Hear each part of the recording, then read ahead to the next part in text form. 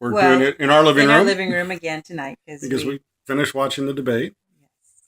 So we finally, we were only going to talk about policy issues, and we couldn't remember the three they Yes. talked about. We Well, it took them finally, a while to get to some of the policies, oh so gosh, yes, it was ridiculous. that first half hour was torture. Yeah. So we thought about the other one. It was about energy. And yeah, there's a big difference in the policies of the Republicans and the Democrats. Um, who should I start with? Oh, be a gentleman and start with the woman first. Okay. Actually, I was surprised because Hillary talked about stuff that wasn't consistent with what the Democrats and Obama have done because she said she was going to promote coal, and Obama and Hillary earlier said that they were going to pass regulations and did pass regulations that would drive the coal industry out of business.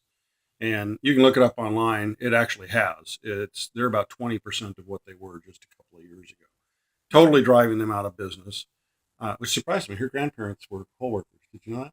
No, I didn't. I Yeah, had no idea. yeah. Uh, so that was kind of a side issue. Uh, Trump said he's in favor of clean coal, and there is such a thing as clean coal. It's still not real clean, but A lot better than what it was. it's a lot better than China and other people are doing on their coal, which isn't clean at all. And they have people dying in the streets from the pollution from coal. You have to realize that America holds the largest resources of coal in the world, and for us to not use them, Even now? oh yes, oh yeah, Wow. and it's the cheapest form of energy. So Yeah. for us not to use it seems foolish, but we do need to find ways to use it responsibly and in moderation. Uh, because it's hard to make it clean. I'm in the industry, and it is it's dirty, but we have ways.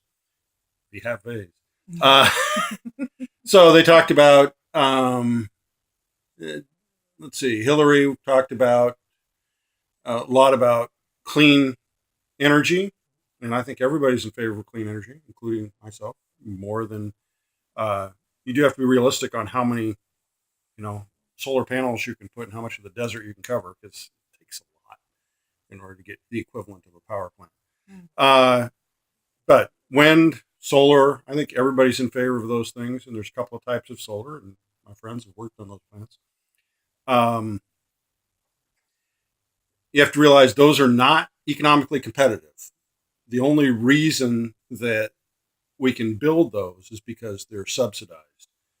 So, in order to make them profitable, you really have to take tax money, pay it through taxes into it, or give people incentives to do it because competing directly, they can't compete economically. They cost more to make the energy. Unless coal or unless oil is up at $100 a barrel, then actually that's Then it's good. cheaper. Right. That's good for the clean fuels business because now they compete. They're about equal. So, Yeah. but it also brings in oil sands and other things. Too complicated. Yeah. But Uh, you know all about that. yeah, actually, I do. Worked on all of them and clean fuels projects. Mm. Um, so, in a brief summary, uh, Democrats, particularly Obama, have been really anti-fossil fuel because of climate change and what they call global warming, and saying that that's caused by fossil fuels being burned. Um, and so they're much more about clean fuels and pretty much against fossil fuels. Republicans tend to be pretty broadly across the board. They're in favor of clean fuels. They're in favor of developing all of our resources of fossil fuels and making us not dependent on foreign for sources of power. A little side note, couple of side notes that you need to understand. We talk about us being good at the clean fuels side, America. America. But when we buy wind energy, we buy the blades from Brazil. We don't make them here because They're made out of composites that we have very, very strict regulations on making. So we send it to a country that doesn't have the strict regulations. They pollute their country, they poison their people, and then they send them here so that we can have clean energy and not poison our people. Uh, when you talk about fossil fuels, yeah, we can regulate ours and such, but you can't stop global warming unless you can get the rest of the world to do it, and they're not doing it. Right. So, And then, so all you really do is hurt us and limit us, but you don't limit the others. And actually, when we can't sell it here, we sell it there, and then they burn it in a way that's not clean for the environment. So those are a couple of things you need to understand. Even solar panels, they're doing a much better job in Germany and elsewhere making those than we are here because they use toxic materials, toxic metals and such in the manufacturing of them. And we have regulations that make it economically disadvantaged for us. So we send those elsewhere. We buy them from other places that don't have the environmental regulations that we do. So oddly enough, our environmental regulations have made the world less environmentally sound because they've driven the business away from the places that have the good regulations here to other countries that don't have them. In some ways, that puts Trump's proposal of bringing that stuff back here because we raise the prices of the imports. Then we will have better regulations, better environmental controls.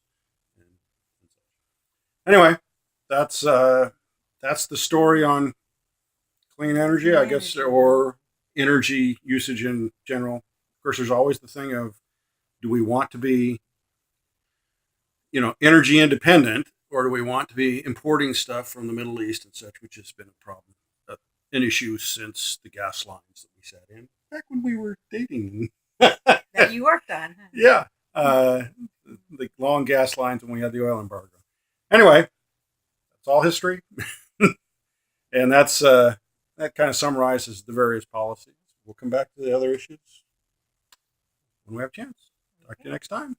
Good night. Good night.